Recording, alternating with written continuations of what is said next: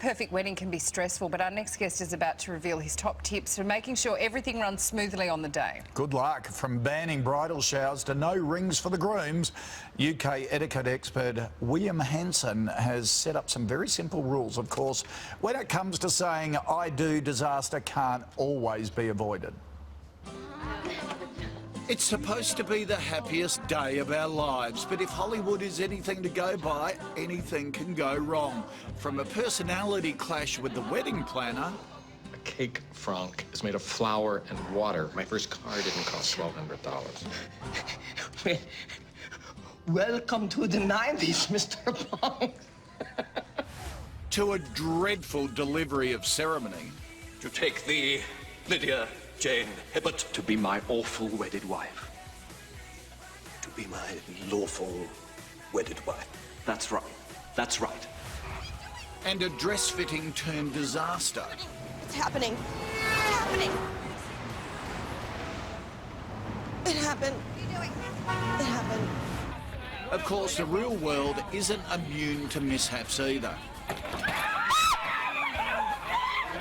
We've seen wedding parties take the plunge, countless cases of cold feet, and plenty of trips down the aisle.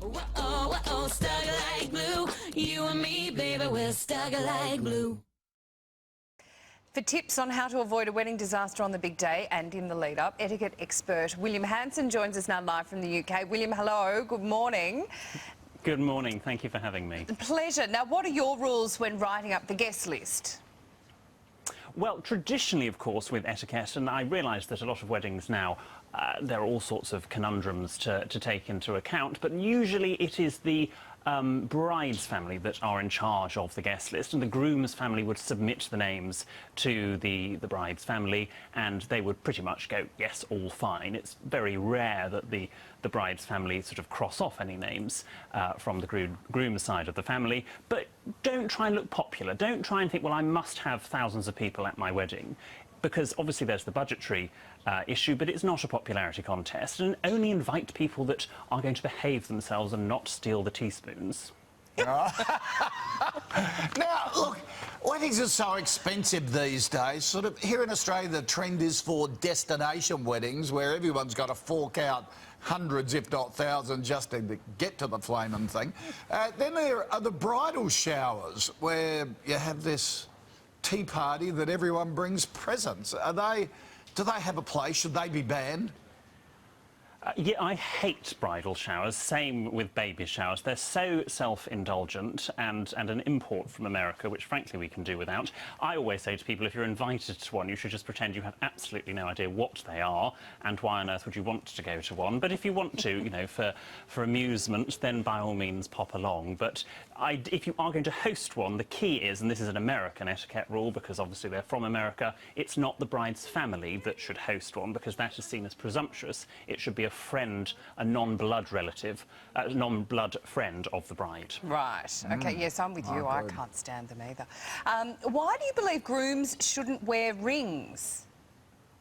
Well, that's a traditional English aristocracy rule that men don't wear jewellery traditionally. I mean, a watch was considered when they first came in as slightly suspect if a man was to wear a watch because it was considered jewellery. Nowadays that rule has more or less passed, but when Prince William got married in April 2011, he opted not to wear a wedding band, as they are correctly called for men.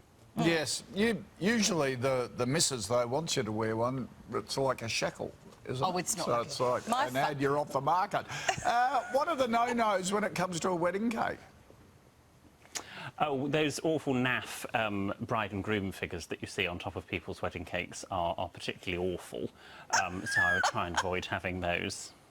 I love it. So what should you do? Just a plain cake? Just a plain cake will be fine. Tiers is fine, and you would then reserve the top tier of your wedding cake for the christening of your firstborn. I mean, a lot of people now will have the child before the wedding, so perhaps you could save the christening cake and then make it part of the wedding cake. Yes, perfect. All right, William, some great tips there. I love it. Thank you for joining us. Thank you very much. Very nice to meet you. Thank you.